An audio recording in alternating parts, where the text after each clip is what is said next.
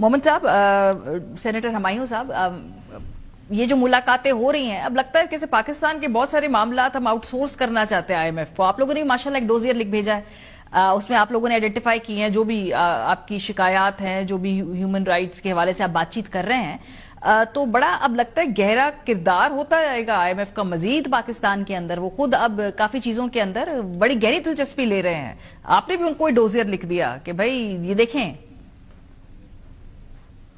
बिस्मिल्लाहिर्रहमानिर्रहीम, इय्याका नाबुदु व इय्याका नस्तईन। देखिए मारिया जी, इस तरह है, अगर मुझे समझ आए, फर्ज करे आपके इंस्टीट्यूशन में आपके साथ जो लोग हैं, अगर वो कोई गलत काम कर रहे हो लेकिन वो आपसे ऐसी पोजीशन पे हो जहां पे आप कुछ नहीं कर सकते, तो आप किसी ऐसे लोगों को जो उनके आर्म ट्विस्ट कर सकते हैं, उनको कह सकते हैं कि ये गलत काम कर रहे हैं, और वो गलत काम जो है ना, वो एक्चुअली उससे आप ही के इदारे को नुकसान पहुंचेगा।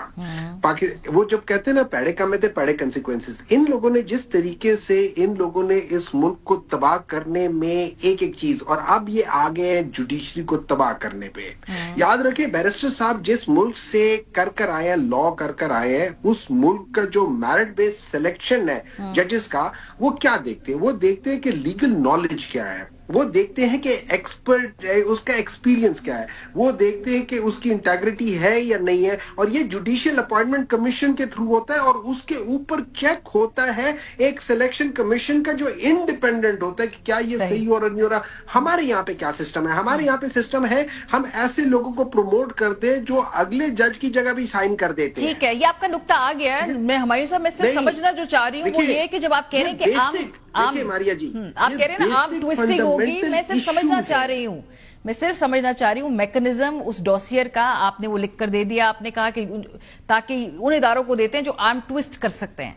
वो आर्म ट्विस्टिंग का मैकेनिज्म आपको क्या नजर आता है? क्या वो कहेंगे कुछ मशरूत कर देंगे, शराइत सख्त कर देंगे, पैसे रोक लेंगे, ट्रांच के अंदर रुकावट आएगी, क्या होगा? आपकी अंडरस्टैंडिंग क्या है? इस तरह है जो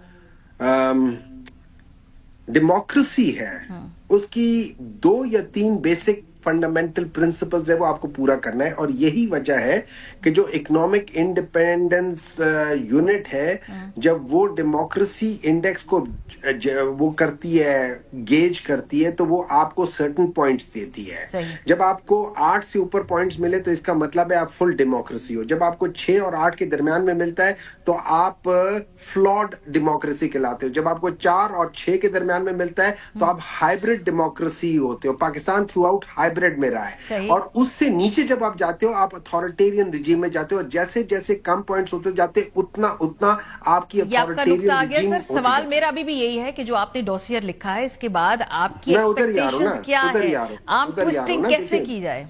देखें, जिस मुल्क में इंसाफ ना हो, जुल्म हो, उस मुल्क में जो बिजनेस है वो फ्लरिश नहीं करता। वेरी सिंपल बात। जिस मुल्क में पॉलिटिकल स्टेबिलिटी ना हो और ह्यूमन राइट्स वायलेशन हो रही हो, जहां पे पॉलिटिकल विक्टिमाइजेशन हो रही हो, वहां पे कभी पॉलिटिकल स्टेबिलिटी आती नहीं है। पॉलिटिकल स्टेबिलिटी इस वजह से भी नहीं आती कि वहां पे आपके जो ऑपोजिशन विच हंटिंग हो रही होती है। और अगर फर्ज करे मुझे किसी तरीके से किसी जज ने मेरे केस को मुझे बरी कर दिया है बिकॉज मैं मैरिट पे था, तो आप लोगों ने उस जज को बदल देने की कोशिश की है। हुमायूं साहब, मेरा सवाल अभी भी वो है, ये जो आप बात करें, मैंने किसी भी बात की ये सारी चीजें लिंक्ड है ना, ये सारी चीजें लिंक्ड है। मैं सिर्फ जानना चाह रही हूँ, आपने डॉसियर उनके हवाले कर दिया, जो आर्म ट्विस्टिंग का मैकेनिज्म आपके नजदीक है वो क्या हो सकता है? क्या ट्रांच के अंदर रुकावट आए, क्या मजीद सख्त शराइत आए? अच्छा, आर्म ट्विस्टिंग, वो लोग देखिए, वो लोग क्या चाहते हैं? वो लोग ये चाहते हैं कि ये मुल्क जो है ना, जिसको हम पैसे दे रहे हैं, वो डिफॉल्ट ना करे। वो ये चाहते हैं कि ये मुल्क, और ये याद रखें कि CCC- which is next to default and CCC+ means it is highly vulnerable। तो वो ये चाहते हैं कि जैसे पाकिस्तान तहरीक इंसाफ के टाइम पे पाकिस्तान की मईशत को B+ मिला था, दैट मीन्स के वहां पे एक अच्छी ग्रोथ हो रही थी।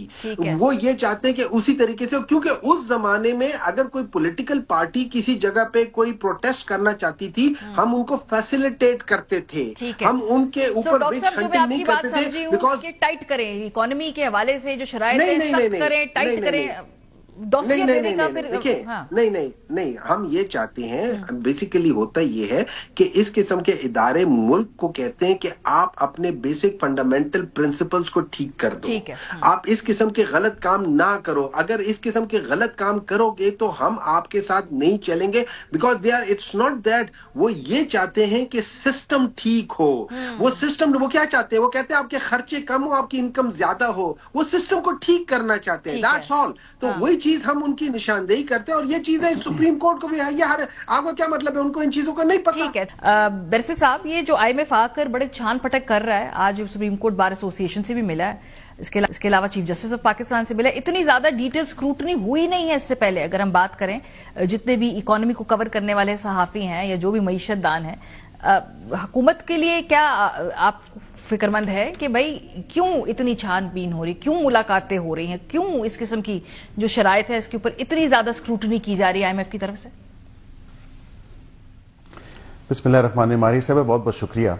सबसे पहली बात है कि गवर्नेंस, करप्शन, प्रॉपर्टी राइट्स, जो फॉरेन इन्वेस्टमेंट है उस हवाले से IMF की जो ट्रांच हमने ली, ये जिस प्रोग्राम में हम हैं, ऑब्वियसली ये रूल ऑफ लॉ के हवाले से, गवर्नेंस के हवाले से या करप्शन के हवाले से, ये तमाम चीज़ें हैं। जब आप बाकी भी दीगर इदारे देखें, EU की डेलीगेशंस भी आके मिलती हैं, कोई इसमें ऐसी बात नहीं है। रूल ऑफ लॉ के प्रोग्राम से वो काम कर रहे होते हैं।